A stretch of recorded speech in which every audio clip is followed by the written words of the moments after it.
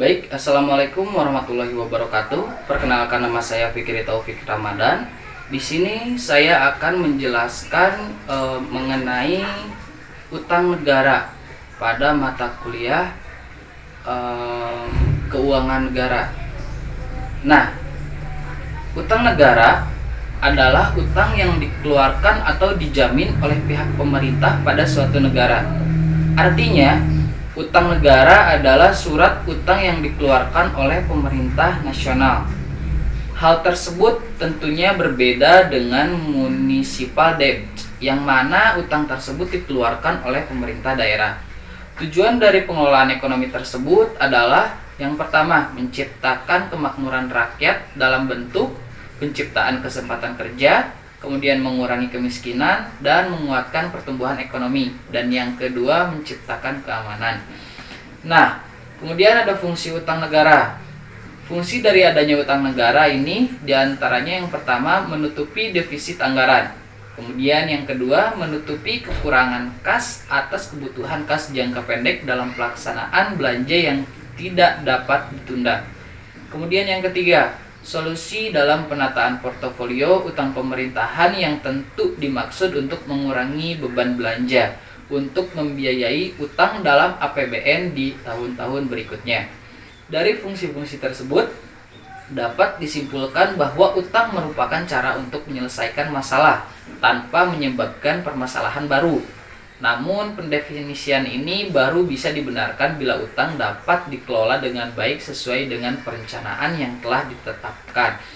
Nah, kemudian tujuan pengelolaan utang negara.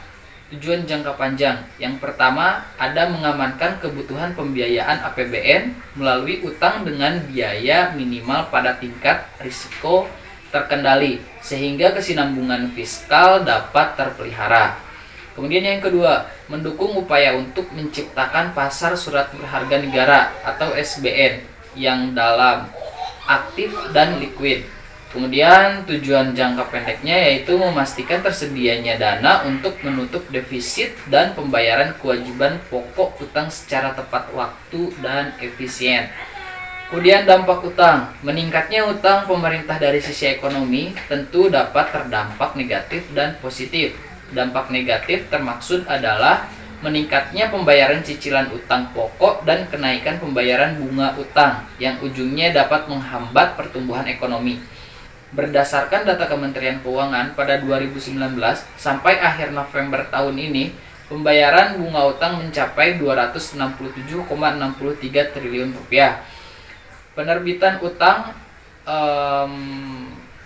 SBN oleh pemerintah juga akan memberikan risiko pada sektor perbankan, terutama likuiditas semakin ketat. Dengan kondisi tersebut, beban bunga yang ditanggung oleh perbankan juga meningkat. Selanjutnya, bagaimana dampak positif dari utang pemerintah? Nah, utang yang dilakukan pemerintah dalam membiayai belanja pemerintah secara teori dapat mendorong pertumbuhan ekonomi baik dari sisi permintaan maupun dari sisi penawaran. Dari sisi empiris, dalam ekonomika juga dikenal konsep debt-led growth. Utang pemerintah dapat mendorong pertumbuhan ekonomi. Tapi, kenapa negara harus berutang? Nah, suatu pemerintah negara bisa menjalankan 3 pilihan anggaran fiskal, yaitu surplus, defisit, dan imbang. Ketiga pilihan ini berbeda dalam hal apakah pemerintah memiliki pendapatan yang lebih, kurang, atau sama dari belanja pemerintah. Dalam hal defisit fiskal, pendapatan yang diperoleh oleh pemerintah dinilai lebih kecil daripada pengeluarannya. Untuk itu, sumber pendapatan utama pemerintah adalah dari pajak. Sumber pendapatan utama pemerintah adalah dari pajak. Oleh karena itu, dalam beberapa buku, para pengarang buku banyak yang menyebutkan bahwa defisit akan terjadi apabila pendapatan pajak yang diraih pemerintah lebih rendah daripada pengeluaran pemerintah. Jadi, secara konsep keduanya memang sama saja. Kemudian, dari mana pemerintah bisa menutup defisit? Nah, karena pendapatan yang diraih oleh pemerintah tidak bisa mencukupi keperluannya, maka pilihan yang masih bisa diambil adalah dengan berutang. Hal tersebut mungkin sama dengan anggaran yang Anda lakukan saat Anda ingin memiliki suatu barang, namun pendapatan Anda tidak cukup, maka Anda mungkin akan mengambil pinjaman ke bank. Jadi sebenarnya defisit anggaran pemerintah akan lebih difokuskan untuk meningkatkan ekonomi negara. Setiap jali pemerintah memerlukan banyak pendanaan guna membiayai inisiatif perkembangannya. Maka negara hanya bisa melakukan dua cara saja, yaitu meningkatkan pajak atau berutang. Kemudian karena meningkatkan pajak bisa membebani masyarakat dan membutuhkan suatu proses ratifikasi yang cukup panjang dan rumit, maka pilihan pemerintah akan cenderung jatuh pada penerbitan utang dalam wujud penerbitan surat utang negara. Jadi, utang pemerintah yang dilakukan saat ini adalah bentuk akumulasi dari nilai defisit anggaran yang terjadi selama tahun-tahun sebelumnya. Nah, kemudian catatan positifnya yaitu utang pemerintah terbukti mampu menjadi salah satu motor pembangunan ekonomi, khususnya dalam mendorong pertumbuhan ekonomi, penciptaan lapangan kerja, mengurangi kemiskinan, dan mengurangi ketimpangan pendapatan. Dalam sejarah manajemen utang pemerintah Indonesia ada beberapa hal positif yang harus dicatat menurut Sri Susilo pada tahun 2017. Pertama, utang pemerintah dimanfaatkan untuk pembangunan sektor publik.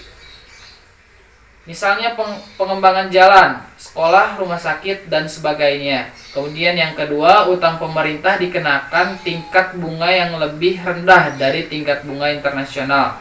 Sebagai acuan tingkat bunga internasional adalah London Interbankan. Nah, kemudian yang ketiga, masa tenggang yang diberikan jangka panjang.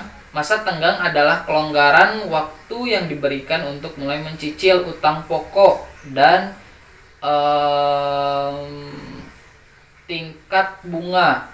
Nah, utang pemerintah Indonesia pada umumnya diberikan masa tenggang antara 20 sampai dengan 30 tahun. Hal tersebut berarti utang yang ditandatangani hari ini mulai dibayar dengan cicilan utang pokok dan bunga setelah 20 sampai dengan 30 tahun berikutnya.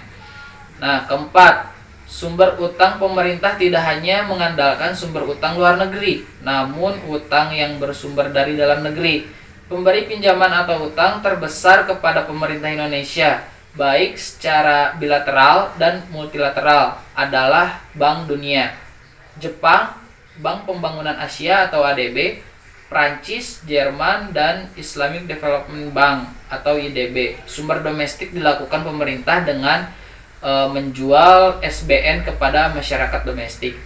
Utang pemerintah selama diyakini oleh pemerintah dan banyak pihak mempunyai manfaat atau benefit yang lebih besar dari beban biaya yang muncul. Isu utang pemerintah tidak pada tataran perlu utang atau tidak, namun bagaimana utang tersebut dikelola dengan baik. Jika utang dikelola dengan baik, kebocoran dapat ditekan seminimal mungkin, maka dampak positif atau manfaat utang pemerintah terhadap perekonomian dan akan lebih optimal. Nah, sekian penjelasan mengenai utang negara dari saya. Sebelumnya mohon maaf apabila ada kesalahan. Wabillahi taufiq wal hidayah. Wassalamualaikum warahmatullahi wabarakatuh.